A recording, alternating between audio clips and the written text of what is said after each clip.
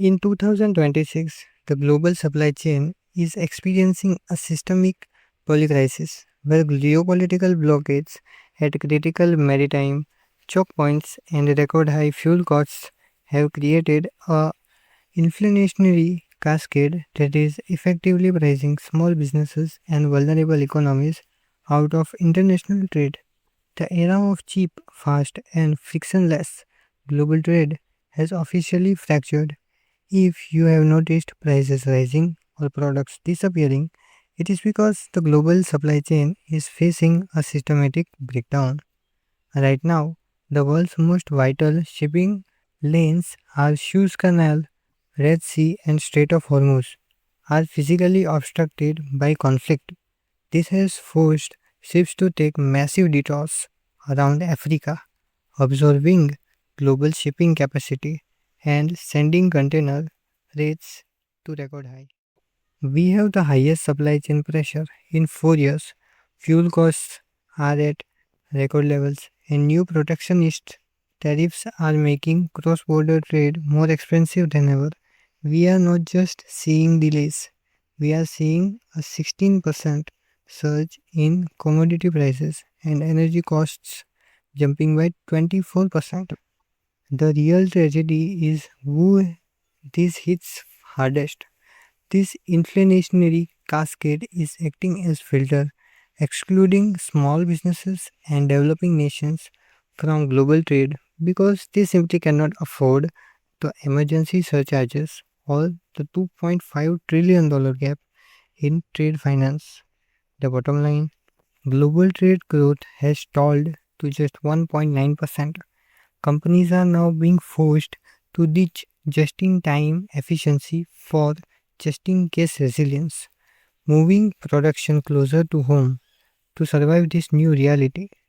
The global supply chain breakdown is driven by polycrisis, where physical maritime blockades at critical choke points intersect with a global wave of protectionist trade wars and a structural vulnerability to volatile fossil fuels.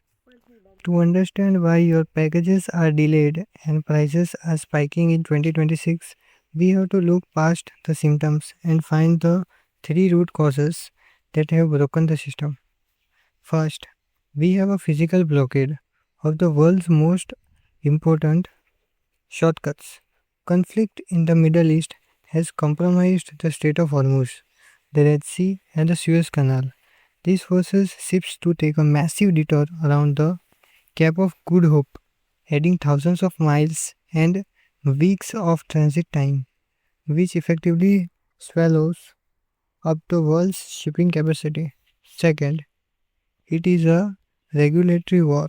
We are seeing trade fragmentation on a scale not seen in a century, with the US implementing 10% baseline tariffs and punitive taxes on Chinese goods reaching up to 145%. On top of that, invisible barriers like complex health and safety regulations now exceed tariffs as the primary cost of exporting for most businesses. Finally, we have energy fragility.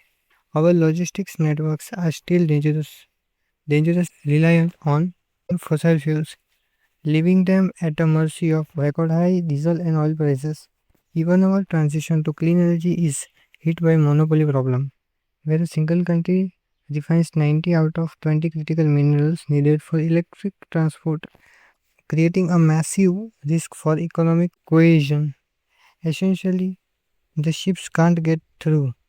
The laws are getting stricter and the fuel is too expensive. That is why the global supply chain has fractured.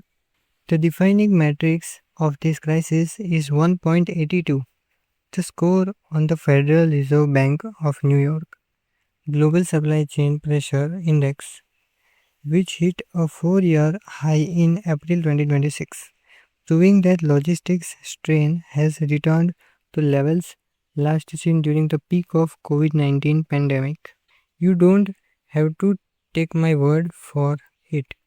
The data is screaming. There is one specific number that proves our global trade system in is redlining. That number is 1.82. It is the latest reading from the Global Supply Chain Pressure Index. To put that in perspective, it shot up from just 0.68 in a single month.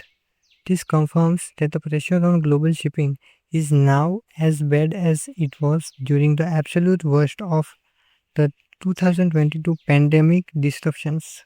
But it's not just one index, the evidence is everywhere. Shipping costs.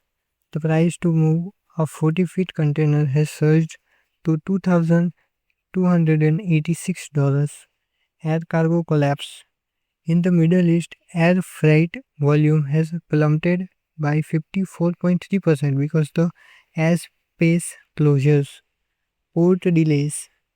If you are shipping from Asia or the Middle East, your cargo is sitting idle for an average of 20 to 36 days, just waiting for a berth. The smoking gun is how companies are reacting. Logistics giants like Maersk, FedEx aren't absorbing these costs, they are passing them directly to you.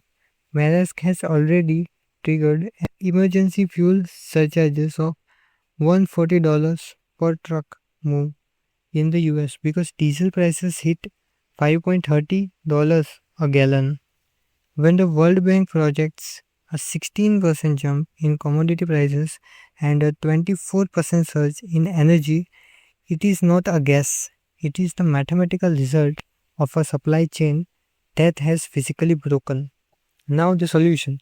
Global supply chain resilience is being rebuilt by diversifying into multimodal corridors like IMES, aggressively transitioning to alternative fuel transport fleets, and implementing unified digital trade platforms to bypass geopolitical and fossil fuel vulnerabilities. We cannot just wait for the world to calm down. To fix this, global trade is undergoing a massive shift from just in time efficiency to just in case resilience.